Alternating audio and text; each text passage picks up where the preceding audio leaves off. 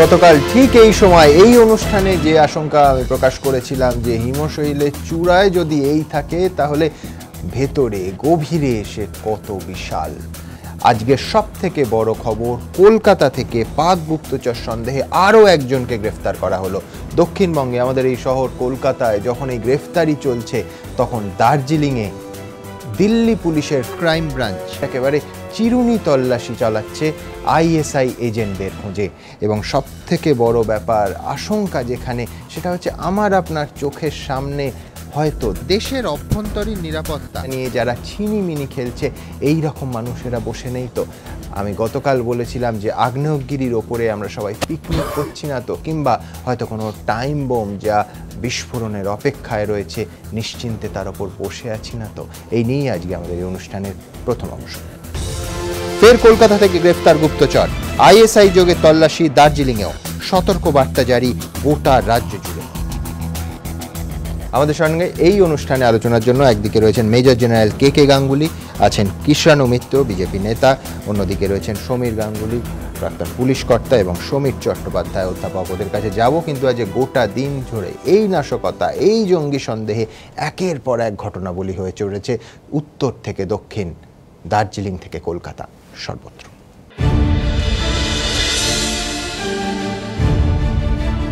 রবিবারের পর ফের বুধবার পাক গুপ্তচর সংস্থা আইএসআই এর চর সন্দেহে এদিন আরও একজনকে গ্রেফতার করল কলকাতা পুলিশের এসটিএফ। এরশাদ, আশফাক, জাহাঙ্গীরের পর এবার শেখ বাদল, চারজনই খাস কলকাতার। পুলিশ সূত্রে খবর, ধৃত সন্দেহভাজন গুপ্তচরের নাম শেখ বাদল, বয়স 59, করেয়া থানা এলাকার বাসিন্দা সে। কিন্তু এসটিএফ সূত্রে খবর, জেরায় বাদল জানিয়েছে সে বাংলাদেশে থাকতো, সেখানে বিয়েও করেছিল। তার বড় ছেলে বাংলাদেশের রাজনৈতিক হিংসায় মারা গিয়েছে। কলকাতাতেও একটি বিয়ে করেছিল বাদল। সে মাঝে মধ্যেই কলকাতা বাংলাদেশের মধ্যে যাতায়াত করতো বলে এসটিএফ সূত্রে খবর। এসটিএফ সূত্রে দাবি, ব্রেবন রোডের পাসপোর্ট অফিসের সামনে থেকে এদিন শেখ বাদলকে গ্রেফতার করা হয়। ধৃত শেখ বাদলের বিরুদ্ধেও রাষ্ট্রদ্রোহিতা, জালনোট পাচার, অপরাধমূলক ষড়যন্ত্রের অভিযোগে মামলা রুজু করা হয়েছে। এসটিএফ সূত্রে দাবি, ধৃত জাহাঙ্গীরের ভুয়ো নথি দেখিয়ে পাসপোর্ট তৈরির ব্যবসার শরিক ছিল বাদল। এরশাদ, আশফাক ও জাহাঙ্গীরকে জেরা করেই শেখ বাদলের কথা জানা যায়। উত্তরপ্রদেশের মেরঠে ধৃত এজাজের কাছ থেকে পশ্চিমবঙ্গে যে ভুয়ো ভোটার আইডি উদ্ধার হয়েছে সেটিও এই বাদলই তৈরি করে দিয়েছিল বলে জানিয়েছে উত্তরপ্রদেশের পুলিশ। তবে শুধু কলকাতা নয়, আইএসআই এজেন্টদের খোঁজে দেশের অন্যান্য প্রান্তেও চলছে জোর তল্লাশি। পশ্চিমবঙ্গের দার্জিলিং, অসম, মধ্যপ্রদেশের ভোপাল ও জম্মু কাশ্মীরে তল্লাশি চালায় দিল্লি পুলিশের ক্রাইম ব্রাঞ্চ। কয়েকদিন আগে জম্মুতে পাক চর সন্দেহে কফাইতুল্লাহ খান ও তার আত্মীয় বিএসএফ এর হেড কনস্টেবল আব্দুল রশিদকে গ্রেফতার করে দিল্লি পুলিশ। সূত্রের খবর, তাদের জেরা করেই এদিন তল্লাশি চালায় পুলিশ। ধৃতদের মোবাইল ফোন থেকে বেশ কিছু সন্দেহজনক নম্বরও পাওয়া গিয়েছে বলে খবর। বিএসএফ ও আর্মির কোনো জওয়ানও চর চক্রের সঙ্গে জড়িত থাকতে পারে বলে সূত্রের খবর। কয়েকজন অবসরপ্রাপ্ত জওয়ানের উপরও নজর রেখে চলেছেন গোয়েন্দারা। রাজশ্রী দত্তগুপ্ত ও সমিত সেনগুপ্ত, এবিপি আনন্দ। মেজর জেনারেল গাঙ্গুলি, আপনার কাছে আমার প্রথম প্রশ্ন সেটা হচ্ছে, এই শেখ বাদল আজকে যাকে ধরা হয়েছে একেবারে পাসপোর্ট র্যাকেটের সঙ্গে যুক্ত, তার প্রত্যেকটি পাসপোর্ট যে তৈরি করে দিচ্ছে একেবারে 100% জেনুইন পাসপোর্ট তৈরি করছে ভুয়ো কাগজপত্রের ভিত্তিতে। কখনো ভুয়ো রেশন কার্ড, কখনো আধার কার্ড, কখনো ভোটার্স আইডি। তো আমি বলছি, এই রকম পাসপোর্ট যে শুধু যে ইজাজকে দিয়েছে তা তো নয়, হয়তো শয়ে ইজাজকে দিয়েছে। এইখানেই তো সব থেকে বড় আশঙ্কার কারণটা। শুধু তাই না, আপনারা যদি বাংলাদেশ সীমান্তের জেলাগুলিতে যান কিংবা ভারতবর্ষের বিভিন্ন জায়গায়, কাশ্মীর নিয়ে লক্ষ লক্ষ ভুয়ো পাসপোর্ট প্রতিদিন তৈরি হচ্ছে। একটা পাসপোর্ট তৈরি করতে গেলে কতগুলো ডকুমেন্ট চাই। প্রথম হচ্ছে তার জন্মস্থান, জন্ম তারিখ, জন্মের সার্টিফিকেট। দ্বিতীয় হচ্ছে তার স্কুল সার্টিফিকেট, তার বাড়ির সম্পত্তি আছে কি নেই, ঠিকানা, আর কোনো একজন অফিসার বা কোনো উচ্চ ব্যক্তিত্বের একটি স্বাক্ষর, শংসাপত্র। এখন যে কোনো একটা স্কুলে যে দেখবেন যে তাদের সঙ্গে এমন যোগাযোগ রয়েছে, সেখানে ভুয়ো সার্টিফিকেট লেখা হয় খাতায় যে এই তারিখ থেকে এই ছেলেটি বা এই বাচ্চাটি এইখানে পড়াশোনা করছে। একেবারে তার জন্ম তারিখ। এবং এই শেখ বাদলের যা কানেকশন তাকে কিচ্ছু করতে হচ্ছে না, কোনো তথ্য প্রমাণ যা যা লাগে ভোটার আইডি আধার অবধি নিখুঁত নকল করে আনছে, আসল পাসপোর্ট নিচ্ছে, বেরিয়ে যাচ্ছে। এই ডকুমেন্টগুলো যদি হাতে কেউ পেয়ে যায়, সে যখন অ্যাপ্লাই করছে একটা, সেখানে তাদের একজন, আপনি বাংলাদেশের কথা বললেন, কতটা স্ট্রং বাংলাদেশ কানেকশন এর। বাংলাদেশে আরেকটা ফ্যামিলি আছে, বাড়ি আছে, 16 বছর বয়সী একজন পুত্র আছে যে রাজনৈতিক সংঘর্ষে মারা গেছে, পাশাপাশি কোরিয়াতে আরেকটা পরিবার, আরেকটা, মানে আমি বলছি এত নিখুঁতভাবে অপারেশনটা সাজানো হয়েছে। পুলিশের আশঙ্কা যে কয়েকশ পাসপোর্ট, অরিজিনাল পাসপোর্ট ভুয়ো কাগজপত্রের ভিত্তিতে এ ছড়িয়ে দিয়েছে। শুধু কয়েকশো নয়, কয়েক লক্ষ বললেও বোধহয় ভুল হবে না। তারা এই পাসপোর্টগুলো নিয়ে যা কিছু করতে পারে, যেখানে খুশি যেতে পারে, আসতে পারে, এবং তারা ধরা পড়লে বলবে আমি তো ভারতের নাগরিক, এই আমার ডকুমেন্টস, আপনি কি করবেন, তাকে ছেড়ে দিতে বাধ্য হবে। আজকে কয়েকদিন আগে আপনারা বোধহয় সংবাদে জানেন, কয়েকজন স্কুলের ছাত্র বলেছিল আমাদের পাঠিয়ে দাও বাংলাদেশ সীমান্তে, আমরা খালি কথা বলে দেবো কে বাংলাদেশি কে ভারতীয়। যখন তারা গিয়েছিল বা জানি না, তারা বলল আমার কাছে এই ডকুমেন্ট আছে, আমার সার্টিফিকেট আছে, ভোটার আইডেন্টিটি কার্ড আছে, আমি তো ভারতীয়, তোমার কাছে কেন প্রমাণ দিতে যাব আমি? তাহলে আপনি কি করে? এই মুহূর্তে আরেকটা আশঙ্কার, অত্যন্ত আশঙ্কার একটা খবর আপনাদের সামনে রাখবো, সেটা হচ্ছে আইএস হানা হতে পারে ভারতবর্ষের 3টে শহরে, দিল্লি, মুম্বাই, কলকাতা। এই মর্মে আজ আইবির সতর্কবার্তা এসছে, এই রাজ্যেও এসেছে, এই রাজ্য প্রশাসনের কাছেও এসেছে। নিঃসন্দেহে নাড়িয়ে দেওয়ার মতো খবর, অত্যন্ত আশঙ্কার এই সতর্কবার্তা। দেখুন, জঙ্গি গোষ্ঠী আইএস এর টার্গেট কি এবার কলকাতা? শুনে চমকে ওঠার মতো হলেও এটাই সত্যি। কয়েকদিন আগেই প্যারিসের বুকে ভয়াবহ হত্যালীলা ঘটিয়ে গোটা দুনিয়াকে চমকে দিয়েছে যে জঙ্গি গোষ্ঠী, সেই আইএস কলকাতাতেও আঘাত হানতে পারে বলে সতর্কবার্তা জারি করল কেন্দ্রীয় গোয়েন্দা সংস্থা আইবি। আইবি সূত্রে খবর, প্যারিসের কায়দায় কলকাতা, দিল্লি ও মুম্বাইয়ে হামলা চালাতে পারে আইএস। আইবি সূত্রে খবর, ভুয়ো পরিচয়পত্র ব্যবহার করে 10 থেকে 15 জনের একটি দল হামলা চালাতে পারে। আইএস জঙ্গিরা টার্গেট করতে পারে রেল স্টেশন, বিমানবন্দর, বন্দর, ঐতিহাসিক সৌধ। এই বার্তা দিয়ে কলকাতা, দিল্লি, মুম্বাইকে কেন্দ্রের তরফে নির্দেশ দেওয়া হয়েছে নিরাপত্তা আঁটোসাঁটো করার জন্য। আইএস এর নজর দীর্ঘদিন ধরেই ভারতের দিকে। সন্ত্রাসের জাল ছড়াতে আইএস এর প্রধান হাতিয়ার ইন্টারনেট। এই ইন্টারনেট ব্যবহার করেই ভারতেও নিজেদের জাল ছড়াতে তৎপর হয়েছে তারা। আইএস এর কাজ করার অভিযোগে কয়েক মাস আগে মুম্বাইয়ের কল্যাণ থেকে পুলিশের জালে ধরা পড়ে 23 বছরের আরিফ মজিদ। জেরায় জানা যায়, অল্প বয়সেই আরিফের আইএস এর দিকে আকৃষ্ট হওয়ার নেপথ্যে অন্যতম কারণ ছিল সেই ইন্টারনেট। তদন্তকারীদের দাবি, ইন্টারনেটের সূত্র ধরেই আইএস এর খাতায় নাম লেখায় আরিফ। এরপর সিরিয়ায় গিয়ে 45 দিন ধরে প্রশিক্ষণও নিয়েছিল সে। গোয়েন্দা রিপোর্ট অনুযায়ী এখনো পর্যন্ত 23 জন ভারত থেকে আত্মঘাতী জঙ্গি হিসেবে আইএস এ নাম লিখিয়েছে। এর মধ্যে 6 জন মারাও গিয়েছে। মৃত 6 জনের মধ্যে কর্ণাটকের 3 জন, একজন মহারাষ্ট্রের থানের বাসিন্দা, একজন উত্তরপ্রদেশের আজমগড়ের, আরেকজন তেলেঙ্গানার আদিলাবাদের। এই প্রেক্ষাপটে কলকাতা, দিল্লির মতো শহরে আইএস এর হানার আশঙ্কা উদ্বেগ বাড়িয়েছে নিরাপত্তা এজেন্সিগুলির। এবিপি আনন্দ। সমিতদা, প্যারিসের পর টার্গেট কলকাতা কিনা আমরা জানি না, কিন্তু আপনি আমায় বলুন যে কতটা প্রস্তুত কলকাতা পুলিশ। আমরা দেখেছি মুম্বাই পুলিশ 26/11-তে রীতিমতো নাস্তানাবুদ হতে, মুম্বাই পুলিশ যাদের মানে ইনফ্রাস্ট্রাকচার নিয়ে কোনোদিন কোনো প্রশ্ন ওঠেনি, প্যারিসে আমরা 13/11-তে দেখলাম প্রায় একই ঘটনা। আপনাকে মনে করিয়ে দেবো, মানে মার্কিন তথ্য কেন্দ্রে যে পুলিশ কর্মীরা গুলিবিদ্ধ হয়েছিলেন সবাই পিঠের দিকে গুলি খেয়েছিলেন, অর্থাৎ পালানোর সময় গুলিবিদ্ধ হয়েছিলেন। আমার পরিষ্কার প্রশ্ন যে আমি ঘটনার ভয়াবহতা কয়েক % কমিয়েও যদি দিই, কলকাতা পুলিশ প্রস্তুত মোকাবিলায়? তুমি যদি পারমিশন দাও তাহলে একটু আগে কথা বলে নিই।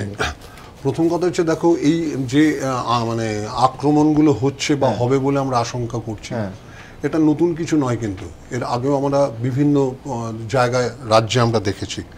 প্রথম কথা হচ্ছে যে একটু অ্যানালিসিস করতে হবে আমাদের, সেটা হচ্ছে যে প্রতিরক্ষা এবং স্বরাষ্ট্র এই দুটো জায়গায় কিন্তু এই উইংগুলো সবসময় তাদের লোক ঢুকিয়ে রাখে। প্রতিরক্ষাটার অনেকগুলো আছে, স্থল, নৌবাহিনী, ইত্যাদি, যেমন ধর BSF এর যে জায়গাগুলো, এই সমস্ত জায়গায় কিন্তু ওরা ওদের চর নিযুক্ত করে রেখেছে। প্রত্যেক রাষ্ট্রই তাদের কাউন্টার ইন্টেলিজেন্সে এগুলো করে। এবার তুমি একটা জিনিস লক্ষ্য করবে, সবসময় এই লোকগুলো যারা এই ভুয়ো পাসপোর্ট বা ভুয়ো আইডেন্টিটি কার্ড পাচ্ছে, এরা কিন্তু একটা কনজেস্টেড এরিয়ায় গিয়ে ঘাঁটি গাচ্ছে, সবসময় একটা কনজেস্টেড এরিয়ায়, মানে যেখানে পুলিশ সচরাচর ঢুকতে পারবে না ইত্যাদি। এবার এইগুলোকে কাউন্টার, আমি তোমার প্রশ্নে আসছি, এবার কাউন্টার করতে গেলে যে সোর্স মানিটার প্রয়োজন হয়, মানে তোমাকে তো এমন একটা সোর্স পুষতে হবে যে তোমাকে এই ভেতরের খবরগুলো দেবে, সেই সোর্স মানিটা কিন্তু সাফিসিয়েন্ট নয় পুলিশের কাছে, সেটা কলকাতা পুলিশই হোক বা রাজ্য পুলিশই হোক। এছাড়াও এরা অবসরপ্রাপ্ত অনেক ধরো প্রতিরক্ষা বা স্বরাষ্ট্রের লোকজনদের কিন্তু এরা নিযুক্ত করে রাখে নিজেদের খোঁজ খবরগুলো নেওয়ার জন্য। এবার ইনফ্রাস্ট্রাকচার কথা তুমি যে রাজ্যের কথা বললে, যতটুকু আমি জানি পশ্চিমবঙ্গে এই কাজগুলোর জন্য যতটা ফোর্সের প্রয়োজন ততটা ফোর্স বেঙ্গল পুলিশ বা কলকাতা পুলিশ কারুরই নেই, এক নম্বর। দ্বিতীয় কথা হচ্ছে, সব থেকে যেটা উদ্বেগজনক ব্যাপার সমান মনে হয় আমার, may God bless me that I am রং, সেটা হচ্ছে এই ধরনের খোঁজ খবর নেবার জন্য যে ধরনের অফিসারদের যে ইন্টেলিজেন্স, যে কর্মক্ষমতা, যে দক্ষতা থাকার দরকার, সেটা কিন্তু অনেকটা আস্তে আস্তে স্তিমিত হচ্ছে। সেই স্তিমিততাটা সুযোগ নিয়েই কিন্তু ও, তার কারণ মানে একদিকে আপনার সোর্সের ডেফিসিয়েন্সি, সোর্স মানি থেকে, এবং খুব স্বাভাবিকভাবেই কলকাতা পুলিশ নিয়েই বলা হয় যে আজ থেকে 2 দশক আগেও যত সোর্স ছিল, তাদের যে তৎপরতা ছিল তা বহুলাংশে কমেছে। এবং দ্বিতীয় পার্টে হচ্ছে আপনি বলছেন যে ইনফ্রাস্ট্রাকচার, ট্রেনিং, সেই পার্টগুলো তো একটা বড় ব্যাপার। এবং তার থেকেও বড় কথা হচ্ছে তোমার একটা ডেডিকেশন থাকা চাই, কিন্তু তোমার সিনসিয়ারিটি এবং ডেডিকেশন, এই দুটো দিলেই কিন্তু তুমি যখন মনে করবে যে আমার দেশ আক্রান্ত হচ্ছে, আমাকে সামাও এই খবরটাকে মানে এক্সট্রাক্ট করতে হবে, তার জন্য আমি যা ইচ্ছে করব।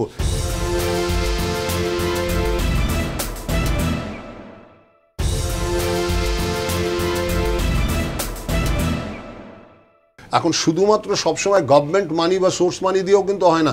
যে অফিসারটা ভালো হবে, যেমন ধরো অতীতে তোমরা জানো এমন কিছু অফিসার ছিলেন যারা কিন্তু, যেমন ধরো একটা উদাহরণ তোমাকে আমি দিচ্ছি, এটা হচ্ছে দেবী রায় তখন কলকাতা পুলিশের ডিটেকটিভ ডিপার্টমেন্টের ডেপুটি কমিশনার, তখন নকশাল আমল, মানে কিভাবে সোর্স হয়, তিনি কিন্তু তখন 30B বাসটা ছাড়তো কিন্তু শ্যামবাজার 5 মাথার মোড়ে যে গান্ধী মার্কেট একটা, সেখান থেকে উনি একটা খুব স্পেসিফিক ইনফরমেশন দিলেন যে তোরা মানে পেছনের দরজা দিয়ে উঠবি, পেছনের দরজা দিয়ে উঠে যে একটা পেছনের সিট ছিল আগে প্রাইভেট বাসের, তার সামনে একটা 2 জনের সিট ছিল, জানলার দিকে যে ছেলেটা বসে আছে তাকে ধরবি। একটা ইনস্ট্যান্স তোমায় দিচ্ছি।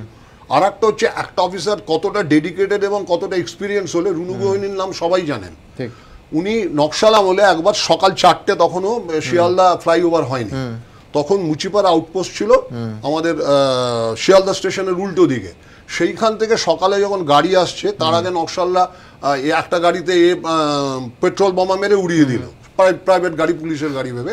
সেখান থেকে একটা 4 জন ছেলেরা একটা গ্রুপ, শুধু সেই গ্রুপটাকে তুলে আনতে বললো। আলটিমেটলি দেখা গেল তারা পুলিশ হত্যায় অভিযুক্ত এবং মানে আপনি বলছেন একবার স্পেসিফিক ইনফরমেশনের ভিত্তিতে। আমি দ্রুত দেখাবো যে করাচি থেকে কলকাতা এই যোগাযোগের যে আশঙ্কা, সেটা কিন্তু আজকের নয়, বেশ পুরনো। খাদিমকর্তা অপহরণের সময় বারবার আমির রেজা খানের কথা আমরা শুনেছি এবং সেই যোগাযোগ ইতিমধ্যেই প্রমাণিত।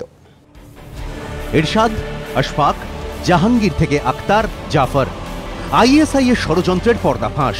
সন্দেহভাজন এই পাক চরদের গ্রেফতারে স্পষ্ট হয়েছে কলকাতা করাচি কানেকশন। জানা গিয়েছে পাকিস্তানে থাকা এরশাদের 2 ভাই ইকবাল এবং ইরফানের কথা।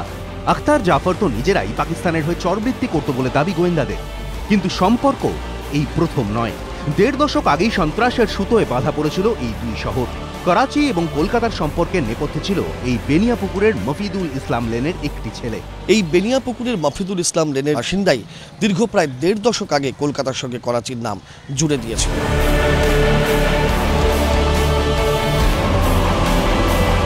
মুম্বাই, পুনে, হায়দ্রাবাদ, একের পর এক বিস্ফোরণের জেরেই এই নামের সঙ্গে পরিচয় হয়েছিল দেশবাসীর।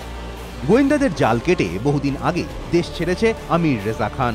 প্রথমে বাংলাদেশ, সেখান থেকে শারজা, পরে করাচি। গুজরাট পুলিশের হাতে দাদার এনকাউন্টারের বদলা নিতে যে তৈরি করেছিল আসিফ রেজা কমান্ডো ফোর্স। অভিযোগ 2002 সালে আমিরের তৈরি আসিফ রেজা কমান্ডো ফোর্সই হামলা চালিয়েছিল কলকাতার মার্কিন তথ্য কেন্দ্রে। খাদিম কর্তা অপহরণের সঙ্গেও আমির রেজা খানের যোগ ছিল বলে দাবি গোয়েন্দাদের। গোয়েন্দা সূত্রে খবর, একসময় আফতাব আনসারির শাগরেদ হিসেবে কাজ করত আমির, কিন্তু আফতাবের প্রত্যর্পণ হতেই বদলে যায় ছবিটা। বস আফতাবের সাম্রাজ্যের নিয়ন্ত্রণ চলে যায় আমিরের হাতে, যার সুবাদে তার সম্পর্ক তৈরি হয় পাক গুপ্তচর সংস্থার সঙ্গে। সেই শুরু। সূত্রের খবর, 2005 সালে ISI এর পরামর্শে ভটকাল ভাইদের সঙ্গে হাত মেলায় আমির রেজা খান, জন্ম নেয় ইন্ডিয়ান মুজাহিদিন। বিস্ফোরক হিসেবে অ্যামোনিয়াম নাইট্রেট ব্যবহার করে সন্ত্রাসকে অন্য মাত্রা দেয় এই জঙ্গি সংগঠন। উদ্দেশ্য ছিল দেশজুড়ে আতঙ্কের বাতাবরণ তৈরি করা। 2008 সালে ভটকাল ভাইদের সঙ্গে ঝামেলা হয় আমির রেজা খানের। তারপর থেকেই নাকি অনেকটাই শক্তি কমেছে IM এর। যদিও গত কয়েক বছরে দেশে একাধিক নাশকতার ঘটনায় এই জঙ্গি সংগঠনের নামই বারবার উঠে এসেছে। গোয়েন্দাদের কাছে এখনও মোস্ট ওয়ান্টেডের তালিকায় আমির রেজা খান। সূত্রের দাবি, 2011-12 পর্যন্ত কলকাতার একাধিক ব্যবসায়ীর কাছে আমির রেজা খানের নাম বলে হুমকি ফোন এসেছে। তাকে ধরতে সাহায্য করলে 10 লক্ষ টাকা পুরস্কার ঘোষণা করেছে জাতীয় তদন্তকারী সংস্থা। এ হলো আমির রেজা খানই ফের শিরোনামে। কলকাতা করাচি যোগের সৌজন্যে যে সম্পর্কের শুরুটা হয়েছিল তার হাত ধরেই। ABP আনন্দ।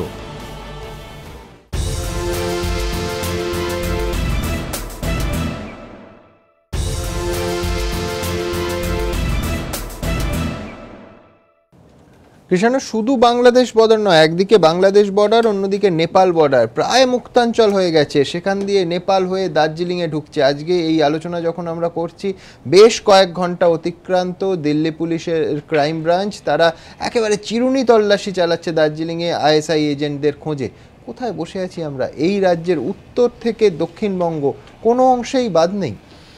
না, সেটা তো গত 20-25 বছরে আমরা এই ট্রেন্ডটা, এবং দুঃখের বিষয় হচ্ছে এর মধ্যে অনেকটার মানে ডাইরেক্ট কিংবা ইনডাইরেক্ট পলিটিক্যাল প্যাট্রনেজ আছে। আমরা এই রাজ্যে দেখেছি যে মহারাষ্ট্র থেকে আইডেন্টিফাই করে বাংলাদেশি ইনফিল্ট্রেটার বলে তাদেরকে ওখান থেকে এখানে পুশব্যাক করার জন্য পাঠাচ্ছে। হাওড়ার কাছে একজন CPM এর বিধায়কের নেতৃত্বে তাদেরকে ট্রেন থেকে ছাড়িয়ে নিয়ে যাওয়া হলো এবং উল্লাস করা হলো যে তারা নাকি খুব দেশপ্রেমের কাজ, খুব সমাজ সেবার কাজ করেছে। এইখানে পলিটিক্যাল প্যাট্রনেজ আমরা দেখছি। আজকে একদল মানুষ, যেটা সমীরবাবু বললেন যে একটা বিশেষ গোষ্ঠীর মানুষ, তাদেরকে মানে তারা প্রান্তিক মানুষ, গরিব মানুষ, তাদের উন্নয়নের জন্য কাজ হোক, তাদের কোনো সম্প্রদায় কোনো গোষ্ঠীকে আলাদাভাবে এই না, আমি বলছি, আমি তো সেটাই বলছি। এবার আপনি তাদের মধ্যে কাদেরকে প্যাম্পার করছেন? আপনি করছেন একদম ধর্মীয় মৌলবাদী যারা, তাদেরকে প্যাম্পার করছেন। একদিকে তারা মুখ্যমন্ত্রীর পাশে বসছে এবং তারা আবার ওসামা বিন লাদেনের মৃত্যুর জন্য প্রার্থনা করছে। সম্প্রদায়, সংখ্যাগরিষ্ঠ সম্প্রদায়ের মানুষও কম নেই। আমি এভাবে আলাদা করে বাছা যায় না। কেন প্যাট্রনেজ? আপনি বলুন যে সরকার যদি, যে একজন যদি ধর্মগুরু তিনি মুখ্যমন্ত্রীর পাশে বসেন, তো সমাজে তার প্রতিষ্ঠাটা কোথায়? সেই ব্যক্তি যদি ধর্মগুরুরা যখন প্রধানমন্ত্রীর পাশে বসে, তাদের বিরুদ্ধে কোনো অভিযোগ নেই তো, কিন্তু সেই ধর্মগুরু যদি ওসামা বিন লাদেনের মৃত্যুর জন্য প্রার্থনার নেতৃত্ব দেন, কিংবা এই যে ইয়াকুব মেনানের মৃত্যুর পর তার জন্য প্রার্থনা সভা করেন, তখন প্রশ্ন মালেগাঁও বিস্ফোরণটা অভিযোগ না, সেইগুলো তো এখনো প্রমাণিত হয়নি। এবং মালেগাঁও বিস্ফোরণ একটা অন্য দিক আছে যেটাকে চাপিয়ে দেওয়া হচ্ছে। কিন্তু এখানে আমি যেটা বলছি, এই কলকাতাতে পোস্তাতে আমরা একটা বিল্ডিং এ দেখেছিলাম পুরো এক্সপ্লোসিভ ভর্তি বিল্ডিং উদ্ধার হয়েছিল, মানে ভগবানের দয়াতে সেই এক্সপ্লোসিভটা ফেটে যায়নি। বউবাছারে যেটা রশিদ খানের ঘটনা, সেখানে এক্সপ্লোসিভটা কিন্তু স্টোর করা ছিল, সেখানে কিন্তু সেটা কোনো বিস্ফোরণ ঘটানো হয়নি, সেটা বাই অ্যাক্সিডেন্ট ব্লাস্ট হয়েছিল। তো কলকাতা কানেকশন, বেঙ্গল কানেকশন তো বারবার এসছে। না, আমি তো বলবো এগুলো তো BSF এর মূলত কাজ, যারা বর্ডার সিকিউরিটিটা দেখেন, এটা কন্ট্রোল বাই তাদের গোটা রাজ্য। হ্যাঁ, নিশ্চয়ই। আমি প্রথম যেটা বলছি, আজকে গ্রেফতার তো করেছে কলকাতা পুলিশ। ঠিকই, সন্ত্রাসবাদের তো কোনো রঙও হয় না, ধর্মও হয় না, এবং ইভেন রাজনীতিও হয় না। এরা যখন যে রাজনীতিতেই থাকুক না কেন, এরা তাদের আশ্রয়ে বড় হয়। আমার বক্তব্য সেই জায়গাটা, এখানে রাজনীতির প্রশ্ন না করে দেশের নিরাপত্তার, রাজ্যের নিরাপত্তার জন্য যা যা করা উচিত, কোন রাজনৈতিক উস্কানিমূলক কথা না বলে, কিন্তু সেখানে দেশের কোর্ট একজনকে ফাঁসির শাস্তি দিয়েছে, আপনি তার হয়ে ওকালতি করছেন, এটা তো অভিযোগ, আপনি প্রার্থনা সভা করছেন, বুকবাজি করছেন, তো সেটাকে বলুন না বিশেষ সম্পাদক।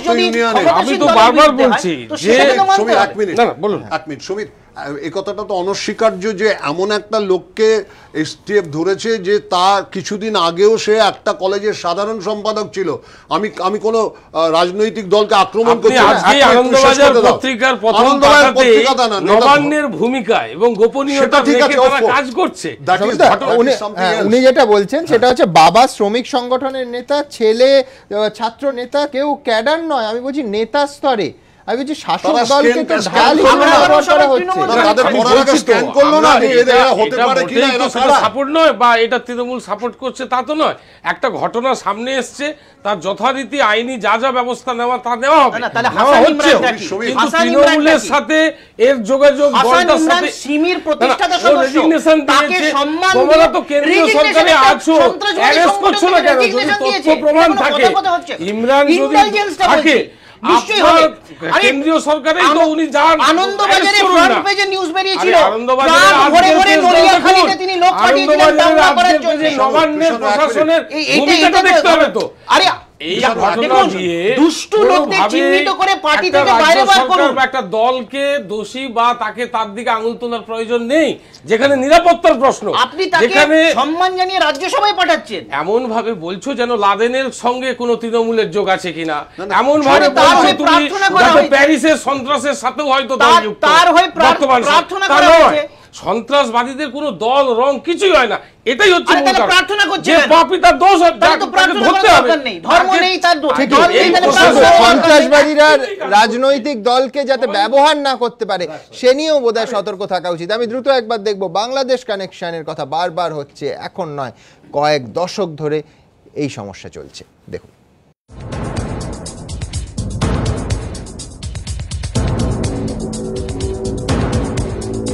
ভূমধ্যসাগরীয় ভূখণ্ডকে সন্ত্রস্ত করে তোলা ইসলামিক স্টেট বা আইএস এর গতিবিধি এখন এই আশঙ্কারই জন্ম দিচ্ছে গোয়েন্দাদের মনে।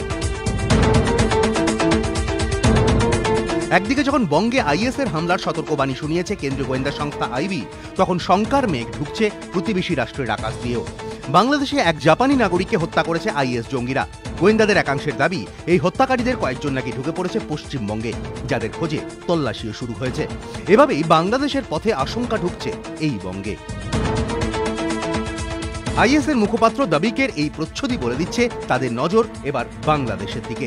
দাবিকের 18ই নভেম্বরের সংস্করণে নৃশংস এই জঙ্গি সংগঠনের তরফে দাবি করা হয়েছে, বাংলাদেশে আইএস আছে, সে দেশের সরকার যতই অস্বীকার করুক, বাংলাদেশে আইএস আছে। এতদিন মনে করা হতো শুধুমাত্র আনসারুল্লাহ বাংলা বা আনসার বাংলা টিমই বাংলাদেশে আইএস এর হয়ে কাজ করে। মুক্তমনা প্রকাশক দীপনকে হত্যার অভিযোগ উঠেছে যাদের বিরুদ্ধে। কিন্তু দাবিকের এই সংখ্যাটি খুঁটিয়ে পড়ার পর গোয়েন্দাদের একাংশের বক্তব্য, এবার আইএস এর সঙ্গে হাত মিলিয়েছে জামাতুল মুজাহিদিন বাংলাদেশ বা জেএমবি। বর্ধমানের খাগড়াগড় অস্ত্র কারখানা তৈরির নেপথ্যে যাদের যোগসূত্র মিলেছে। গোয়েন্দাদের দাবি, আইএস এর হয়েই বর্তমানে বাংলাদেশে নানা সন্ত্রাসবাদী কাজকর্ম করে বেড়াচ্ছে জামাত জঙ্গিরা। তাদের মূলত উদ্দেশ্য বাংলাদেশে বিশৃঙ্খলা তৈরি করা, সরকারকে ব্যতিব্যস্ত করে তোলা, অন্যান্য দেশের দৃষ্টি আকর্ষণ করা। যে কারণে নৃশংসভাবে হত্যা করা হয়েছে ইতালি এবং জাপানের নাগরিকদের। দু ক্ষেত্রেই দায় স্বীকার করেছে ইসলামিক স্টেট। আর এখানেই লুকিয়ে পশ্চিমবঙ্গের উদ্বেগ, কারণ বাংলাদেশের গোয়েন্দাদের সতর্কবাণী, জাপানের নাগরিক খুনে অভিযুক্তদের কয়েকজন এ রাজ্যে গা ঢাকা দিয়েছে। যে খবর মেলার পর রাজ্যের বিভিন্ন প্রান্তে তল্লাশি শুরু করেছে কেন্দ্র এবং রাজ্যের গোয়েন্দারা। এই পরিস্থিতিতে উদ্বেগের প্রহর গুনছে পশ্চিমবঙ্গ। রাজর্ষি দত্তগুপ্ত, এবিপি আনন্দ, কলকাতা।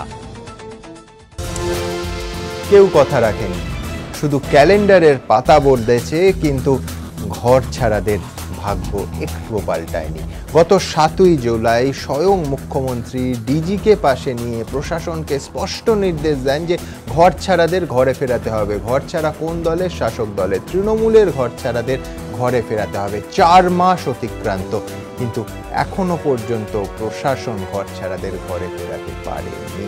এই প্রশাসন যারা শাসক দলের ঘর ছাড়াদের ঘরে ফেরাতে পারছে না, বিরোধীদের কি ব্যবস্থা করতে পারে? আগামীকাল মাননীয় মুখ্যমন্ত্রী আবার বীরভূম যাচ্ছেন, কিন্তু প্রশাসন তাতেও নড়ে চড়ে বসেনি। এই নিয়ে আমাদের দ্বিতীয় পর্ব, আমাদের এখনকার বিষয়। বীরভূম এখনো বদ্ধভূমি, রক্তাক্ত সালিশি সভা, মুখ্যমন্ত্রীর নির্দেশ, তবু ঘর ছাড়া তৃণমূলীদের ঘরে ফেরাতে ব্যর্থ পুলিশ।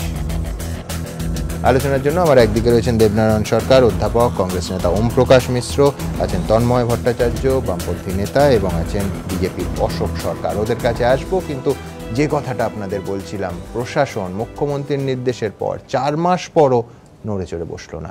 দেখুন, ক্যালেন্ডারের পাতায় তখন 7ই জুলাই। ঘরছাড়া তৃণমূল কর্মীদের ঘরে ফেরানোর ব্যবস্থা করতে প্রশাসনকে নির্দেশ দিয়েছিলেন মুখ্যমন্ত্রী। পাড়ুইতে যদি ঘর ছাড়া থাকে তাদের ফিরিয়ে আনার ব্যবস্থা নিশ্চয়ই প্রশাসন করবে। ডিজি এখানে আছেন এবং আপনারা যেটা বলছেন শুনতে পাচ্ছেন, আশা করি তিনি হেল্প করবেন। সময় গড়িয়েছে, দিন বদলেছে, কেটে গিয়েছে 4 মাস। ঘরছাড়া তৃণমূল কর্মীদের কি ঘরে ফেরাতে পেরেছে প্রশাসন? বীরভূমের ছবি কিন্তু বলছে অন্য কথা।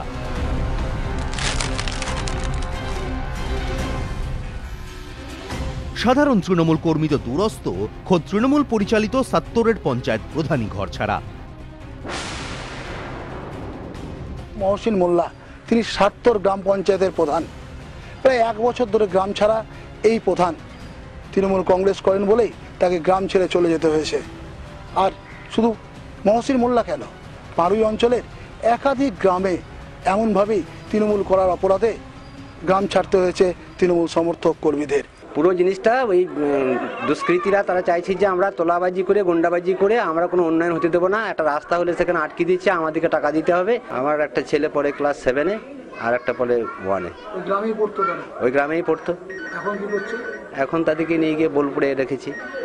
স্কুলে যেতে পারে না, পড়াশোনা বন্ধ আছে। ঘরছাড়া তৃণমূল কর্মীদের দাবি, এককালে বিজেপির নিমাই দাস, সদাই শেখদের আতঙ্কে ঘর ছাড়তে হয়েছিল। আজ তারাই তৃণমূলে, ফলে আরও বেড়েছে তাদের দাপট। আর তাই ঘরের বাইরেই ঘরছাড়ারা। অভিযোগ, সব দেখেও কোনো ব্যবস্থা নিচ্ছে না পুলিশ। পুলিশ এখন আপনাদের গ্রামে ঢোকাতে পারছে না? পুলিশ পারেনি। গ্রামের উন্নয়ন সব বন্ধ হয়ে আছে। অর্থাৎ তৃণমূলের ভয়ে তৃণমূলই ঘরছাড়া। শুনে চমকে ওঠার মতো হলেও এটাই নাকি বাস্তব, বীরভূমের বাস্তব, বলছেন ঘরছাড়া তৃণমূল কর্মীরা। আর শুধু ৭০ নয়, বীরভূমের যে মাখরার দখলকে কেন্দ্র করে দফায় দফায় তৃণমূল বিজেপির মধ্যে রক্তক্ষয়ী সংগ্রাম হয়েছে, সেখানেও আজ ঘরছাড়া তৃণমূল কর্মীরা। এ তো হিমশৈলের চূড়া মাত্র। মাখরা গ্রামেও ঘরছাড়া তৃণমূল সমর্থক 15টি পরিবার। তবে এক্ষেত্রে অভিযোগ বিজেপির বিরুদ্ধে। পাড়ুই তৃণমূলের অঞ্চল সভাপতি শেখ মোস্তাফার দাবি, বাতিকর অঞ্চলে ঘরছাড়া এমন 20টি পরিবার। বিজেপি আশ্রিত দুষ্কৃতীদের হামলার ভয়ে ফিরতে পারছে না তারা। খোদ মুখ্যমন্ত্রীর নির্দেশ রয়েছে, তা সত্ত্বেও কেন আজও ঘরছাড়াদের ঘরে ফেরাতে পারল না পুলিশ প্রশাসন? যোগাযোগ করা হলেও এ বিষয়ে মন্তব্য করতে চায়নি তারা। কিন্তু রাজনৈতিক মহলে প্রশ্ন একটাই, মুখ্যমন্ত্রীর নির্দেশেও কি তাহলে কাজ হয় না বীরভূমে? বীরভূম কি এতটাই বদ্ধভূমিতে পরিণত হয়েছে? গোপাল চট্টোপাধ্যায়, এবিপি আনন্দ, বীরভূম।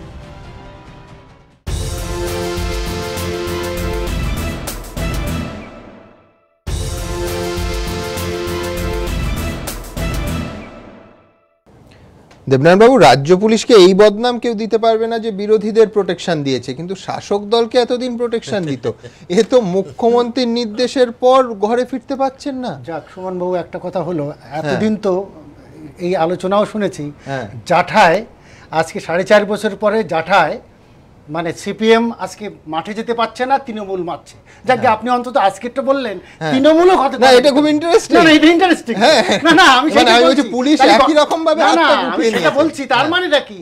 তৃণমূল করছে এই জিনিসটা। তারা ব্যাপারটা হচ্ছে কি, একটা জিনিস তো অস্বীকার করে লাভ নেই। ইলামবাজার, নানুর, পাড়ই, দুবরাজপুর, নলহাটি, ময়ূরেশ্বর, খয়রাসোল, এই এলাকাটা আজকে থেকে নয়, এই বহুদিন থেকে এই জিনিসটা সমস্যা থেকে। অশোক বাবু বিজেপি ছিল, এখন তো তৃণমূল ভার্সেস তৃণমূল। আপনাকে আমি বলি, মনমোহনপুরে আজকে আমরা আলোচনা করছি, সকাল থেকে বোমাগুলি চলছে। কেন জানেন? এটা আলোচনা সুবিধা দিলেন। আমি আপনাকে বলছি, 2016 টিকিট কে পাবে? নিমাই দাস পাবে না গদাধর বাবু পাবে? ওগুলো আলোচনা শুনুন। মিডিয়া বা বিভিন্ন বিরোধী আলোচনা করে, যখন একটা খুন হয়, এই গোষ্ঠীতন্ত্র, তৃণমূল, এটা একটা না, ওটা নয়। এই জিনিসটা আগে কি হতো, ওই জায়গাটা পুরো সিপিএম। আমার তো এমন কোন দিন পুরো তৃণমূল পুরো দিন। শুনো, এই লোকগুলো মাসলম্যান, এইসব লোকগুলো এই সিস্টেম হলে তারা পাল্টা, অস্বীকার করে লাভ নেই। কিন্তু এই যে বীরভূম এলাকা আজকে থেকে নয়, এখান থেকে পুলিশ কিন্তু পুলিশ না। আমার প্রশ্ন, মুখ্যমন্ত্রী ডিজিকে নির্দেশ দিচ্ছে, কাজ হচ্ছে না, ঠিকই তো। কিন্তু তার মানেটা কি? তার মানে তৃণমূল হলেও ফিরাতে পারছে না, তার মানে নিয়ন্ত্রণের বাইরে চলে গেছে মানে আর কি? না, নিয়ন্ত্রণের বাইরে। শুনুন সমস্যাটা তো সব জায়গায় রয়েছে, নিয়ন্ত্রণের বাইরে এই কথাটা আপনি যেরকম বলছেন সব দিক আজকে যদি জাঠায় হয় তখন তৃণমূল আক্রমণ করে, জাঠাবাদ দিন এ তো মারছেও তৃণমূল, মরছেও তৃণমূল, এটা ভুল কথা। সেখানে সিভিক ভলান্টিয়ারের বাড়িতে বোমা পড়েছে, বোমাতে হাত উড়ে গেছে, বিজেপিও আছে, গোষ্ঠীও আছে, সিপিএম আছে, এগুলো ভুল কথা। আমি জানি না অশোকদার পার্টি কি হবে, অশোকদা বলছেন না আমরা নেই, না you have to prove it, আপনি আপনারা বলছেন। আচ্ছা বেশ, আমি দ্রুত একবার দেখবো, আমি খানিকক্ষণ আগে দেবনারায়ণ বাবুকে বলছি, আমি দেখাচ্ছি মনমোহনপুরে আমরা এই আলোচনা করছি আর সকাল থেকে গুলি বোমার লড়াই চলছে। দেখুন বীরভূমের শান্তিনিকেতন, একদা যেখানে শান্তির ঠিকানা করেছিলেন কবিগুরু। এই শান্তিনিকেতন থেকে মাত্র 4 কিলোমিটার দূরে বোলপুর, যেখানে এখন সাধারণ মানুষের ঘুম কেড়েছে অশান্তি। রাতের শান্তি গিলেছে বোমার আওয়াজ, দিনের নিরাপত্তা নষ্ট করেছে মাস্কেট বাহিনীর দাপট। এটাই এখন বোলপুরের ছবি। গ্রামবাসীদের অভিযোগ দেখেও দেখছে না পুলিশ, এমনকি দুষ্কৃতীদের হাত থেকে তো পুলিশও রেহাই পাচ্ছে না। পিস্তল দেখিনে বোমবাজি করে আমাদেরকে তো বাই করে দিয়েছিল। পুলিশ কি বলবে, ওরা পালিয়ে যাচ্ছে। শুধু ওরা যখনই পুলিশ চলে যাচ্ছে আবার গ্রামে ঢুকে যাচ্ছে, ঢুকে আর তারপর আবার অত্যাচার করছে। যেমনি পুলিশ আসছে তেমনি ওরা বেরিয়ে চলে যাচ্ছে আবার। নানুরের তৃণমূল বিধায়ক গদাধর হাজরার গোষ্ঠী বনাম নিমাই দাসের গোষ্ঠী। আদি তৃণমূল বনাম সদ্য বিজেপি ছেড়ে তৃণমূলে যোগ দেওয়া নব্য তৃণমূল। এই লড়াইয়ের জেরে গত 4 দিন ধরে রণক্ষেত্র বোলপুরের মনমোহনপুর। চলছে অবাধ বোমাবাজি, যার সূত্রপাত রবিবার। ওই দিন তৃণমূলের এক গোষ্ঠীর হামলায় জখম হন শাসক দলের আরেক গোষ্ঠীর অনুগামী। রক্ত ঝরে বীরভূমের মাটিতে, কিন্তু অভিযোগ এরপরও পরিস্থিতি নিয়ন্ত্রণে আনার কোনো চেষ্টাই করেনি পুলিশ। এদিকে তুলতে হবে তো, কোনো রকম করে তোলাইতে হবে তো এদিকে, নাহলে গায়ে মেয়ে ছেলেরা থাকতে পারবে না। এমন অত্যাচার, পুলিশ তো কোনো কাজই করছে না, পুলিশ আমাদের কথাই শুনছে না। হ্যাঁ, পুলিশ কি বলছে? পুলিশ দাঁড়াচ্ছে না। শাসক দলের অন্দরের এই সংগ্রামে রেহাই পায়নি পুলিশও। গ্রামে বোমাবাজির প্রতিবাদ করেন শান্তিনিকেতন থানার সিভিক ভলান্টিয়ার এনামুল হক। অভিযোগ এরপরই তার বাড়িতে শুরু হয় বোমা বর্ষণ। আতঙ্কে সিভিক ভলান্টিয়ার নিজেই ঘর ছাড়া। থাকতে ফটাফট বোম দিচ্ছি, বোম মারতে মারতে ছেলে নিয়ে ঘরে ঢুকে গেলাম। এবারে আমার শ্বশুর শাশুড়ি সব ঘরে ঢুকে গেলাম তো দুয়ার ধাক্কা দিয়ে মারতে আসছে আমাদেরকে, চারিদিকে বোম ছুটছে। ছেলে নিয়ে কোথাও আমরা থাকবো এবারে। সময় গড়িয়েছে কিন্তু সংঘাত থামেনি, অব্যাহত বোমা বন্দুকের দাপট। এই পরিস্থিতিতে বুধবার সকালে গ্রামে ঢোকে পুলিশ বাহিনী, কিন্তু গ্রামবাসীদের আশঙ্কা পুলিশ গ্রাম ছাড়লেই ফের শুরু হবে দুষ্কৃতী তাণ্ডব। গোপাল চট্টোপাধ্যায়, এবিপি আনন্দ, বীরভূম।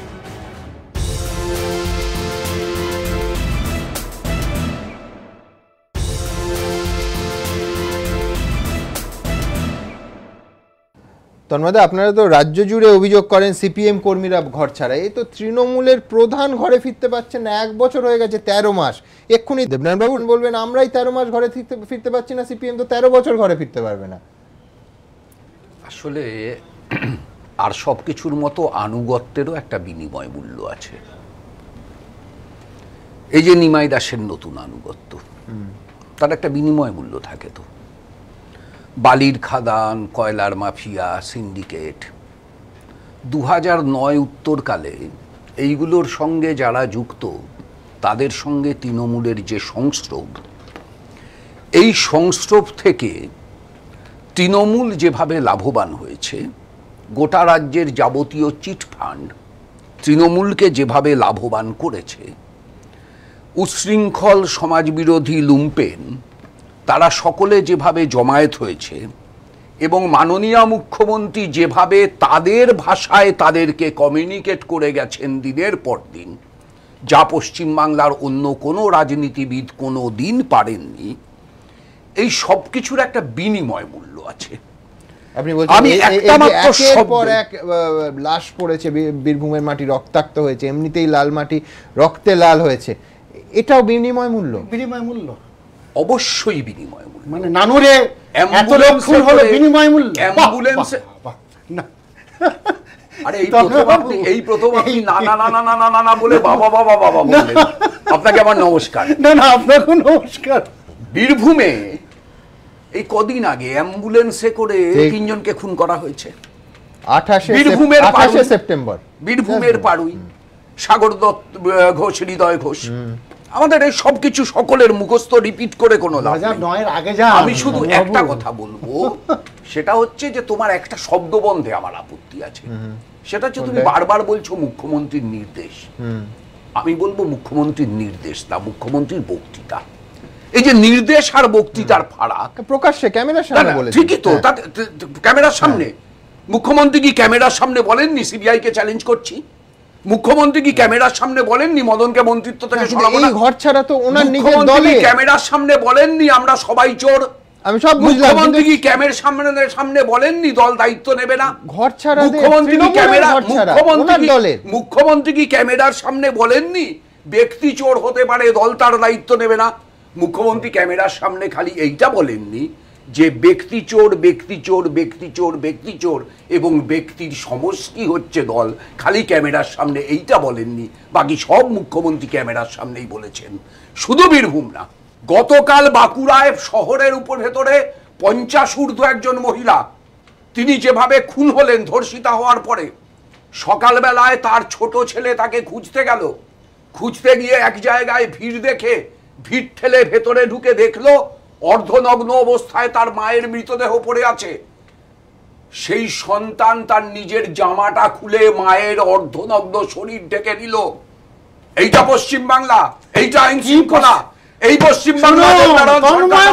আপনি বলবেন কি এই পশ্চিমবাংলা এই চিৎকার আজকে যদি মান্নান বাবুর মতো একটা অপমান হওয়া উচিত, কোথায় যেত? অপমান বোধ হওয়া উচিত, আত্মসম্মান লাগা উচিত। মানে তন্ময় বাবু, আপনারা যা করেছেন রাজ্যটাকে শেষ করে দিয়ে তৃণমূলের এখন গণতন্ত্র আছে, এই সময় এই কথাটা বলবেন না। আপনার বক্তব্য হচ্ছে শুধু এই নানুর কেন আমি তো বললাম নানুর পাড়ই দুবরাজপুর কি করেছেন, ওই খাদানগুলো সব সিপিএম এর সব রক্তে লাল হতো, এমন দিন ছিল, এমন দিন শুধু আপনার সততার কথা বলছেন, এই যে কোনো মানে হয় না। আমি তৈরি করেছিলেন এক সেকেন্ড আছেন প্লিজ। বীরভূমে আপনারা তো একসময় যথেষ্ট শক্তিশালী হয়ে উঠেছিলেন। এই যে নিমাই দাস, এটা তো আপনাদের দল থেকে তৃণমূলে আবার গেলেন, এখন আপনারা কোথায়? যাদের নাম বলছেন তারা বামফ্রন্ট বা সিপিএম থেকে আমাদের দলে এসেছিল, আসার পরে ওদেরকে নানান রকমভাবে প্রেশারাইজ করা হয় এবং আপনি পশ্চিমবঙ্গের প্রায় 5-6টা ডিস্ট্রিক্টের এসপি এবং তলার লেভেলের সমস্ত ওসি অবধি তারা ওইখানে পাঠানো হয় কি করে দলদাস হতে হবে তৃণমূলের সেটা শেখার জন্য। তার মধ্যে বীরভূম অন্যতম, তারপরে মেদিনীপুর আছে, সেখানে সমস্ত এসপি বা ডিএম এবং তলারকার আপ টু ওসি, কেন আমি কনস্টেবলদের অবধি বলছি কি করে দলদাস বা কৃতদাস হতে হয়। ভালো, আমি এই কারণে দলদাসই যদি হবে না, আমি বলছি আরো বিশেষ ব্যবস্থা নিয়ে তো তৃণমূলীদের ঘরে ফেরাতে পারতেন, পারলেন না তো। আমার বক্তব্য এখানে ইনকামের ব্যাপার, নিয়ন্ত্রণের বাইরে নিয়মিত ইনকাম কে পাঠাতে পারছে? কয়লা থেকে টাকা তুলে কে পাঠাচ্ছে তৃণমূল ভবনে? বালি খাদান থেকে কে টাকা তুলে তৃণমূল ভবনে পাঠাচ্ছে? এই স্টোন চিপ বিক্রি করে কে তৃণমূল টাকা পাঠাচ্ছে?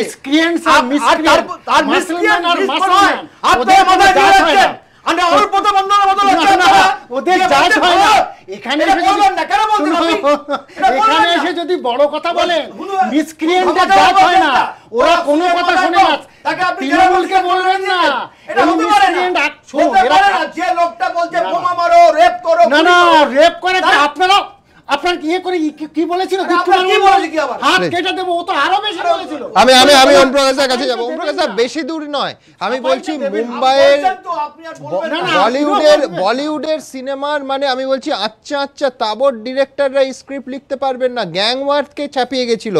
28শে সেপ্টেম্বর দুজন তৃণমূলের দুটো গোষ্ঠীর মধ্যে অ্যাম্বুলেন্স থেকে নেবে গুলি চললো। আমি বলছি গৃহযুদ্ধের পরিস্থিতি আর কাকে বলে?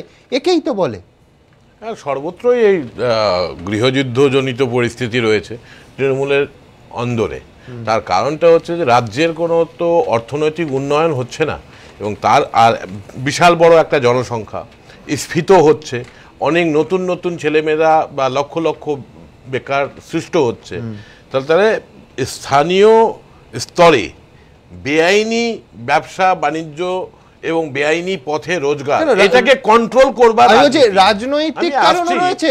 আমার আজকে প্রতিনিধির সঙ্গে কথা হচ্ছিল, বলছিল একটা বিধায়ক পদের টিকিট নিয়ে খুনোখুনি হচ্ছে। সেটাই তো, সেই বিধায়ক পদের যে টিকিট নিয়ে খুনোখুনি হচ্ছে সেটা শুধু বীরভূমে হচ্ছে তা নয়, এটা সর্বত্র হতে চলেছে। এখন সেটা আরো মাত্রা পাবে।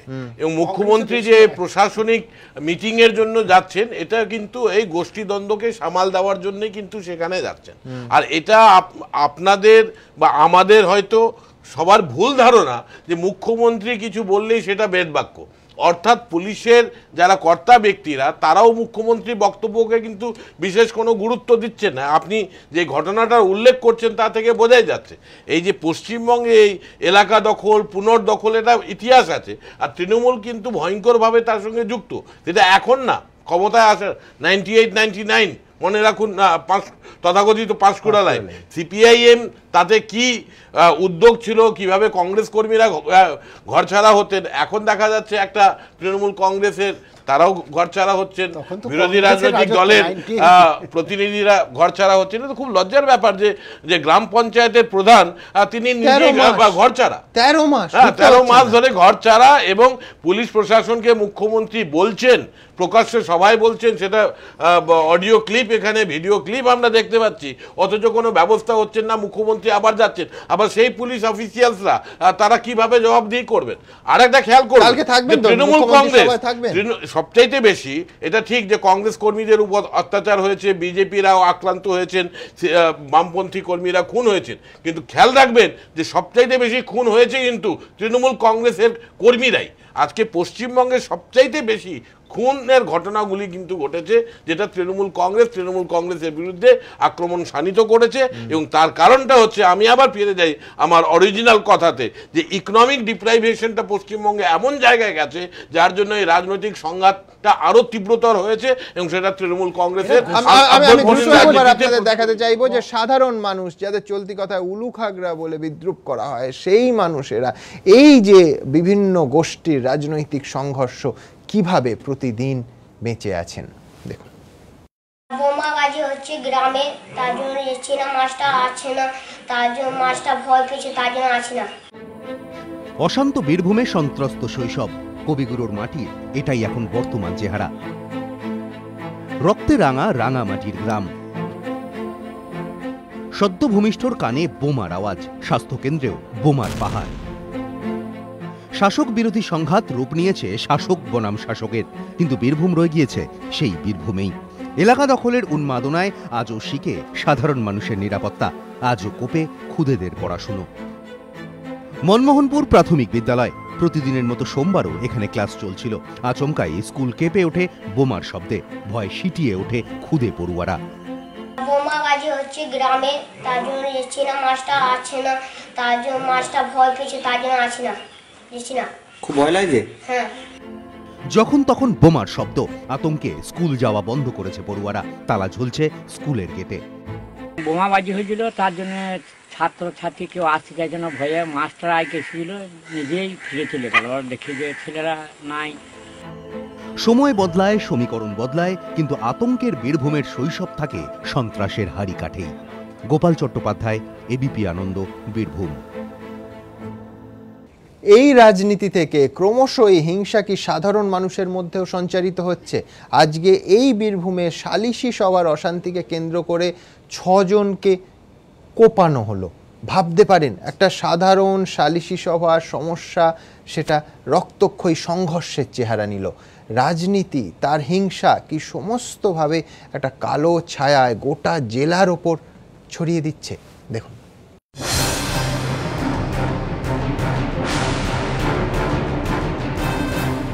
বারবার রক্তাক্ত বীরভূম, কখনো রাজনৈতিক গোষ্ঠীদ্বন্দ্বের জের, কখনো রাজনীতির আঁচে পুলিশ অফিসারের নিথর দেহ, আর এবার সালিশির মঞ্চেও রক্তলীলা। মঙ্গলবার বীরভূমের ময়ূরেশ্বরে অভিযোগ ওঠে, এক গ্রামবাসী হরি মুর্মুর মাঠের ফসল নষ্ট করেছে হারাধন মুর্মুর শুয়োর।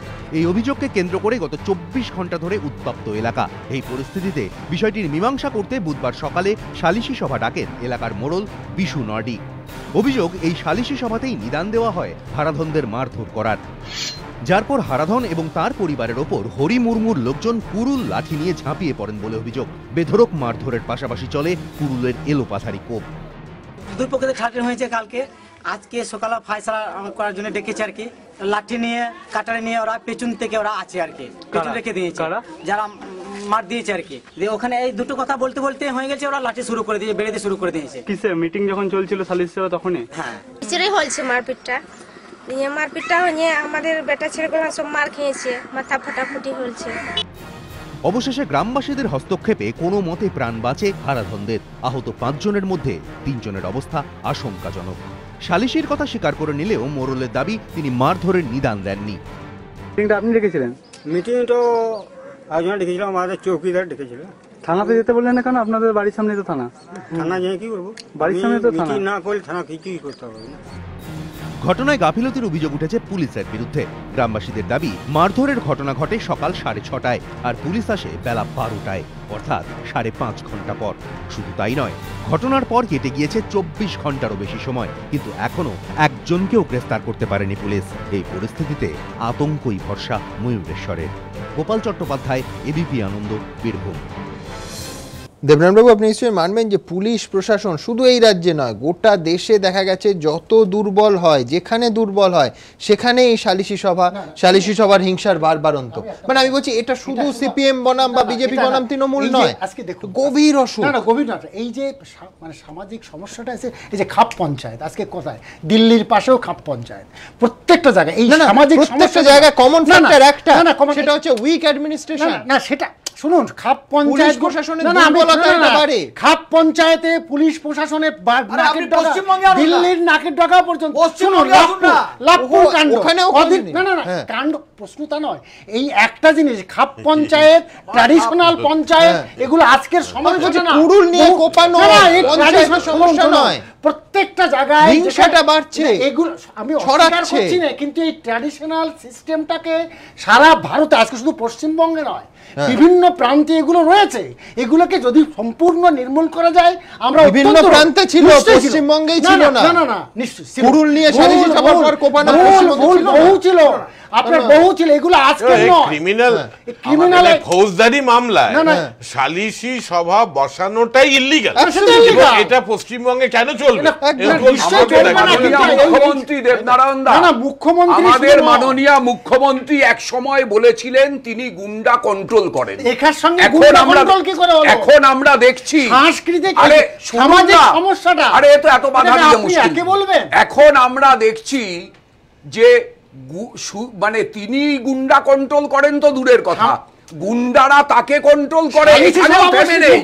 এখন এমনকি আইএস এর চড়াও তাকে খালি গুন্ডারা না, গুন্ডারা তো করছে সঙ্গে আইএস রাজ্যের মুখ্যমন্ত্রীকে পুরনো হতে পারে, কিন্তু নিঃসন্দেহে এই যে লজ্জার ঘটনা বারবার আমাদের রাজ্যে ফিরে আসছে। আমার সময় এখানেই শেষ, আবার আপনাদের সঙ্গে দেখা হবে পরবর্তী পর্বে। আর কেউ নেই।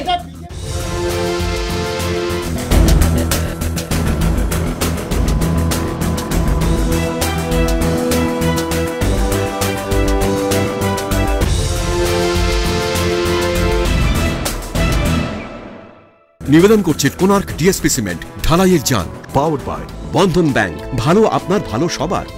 সহযোগী নিবেদক Vivekananda hospital, Durgapur, complete heart এবং ব্রেন স্ট্রোক ট্রিটমেন্ট এবং চম্মুল ফার্টিলাইজারের উত্তম এনপিকে 10-26-26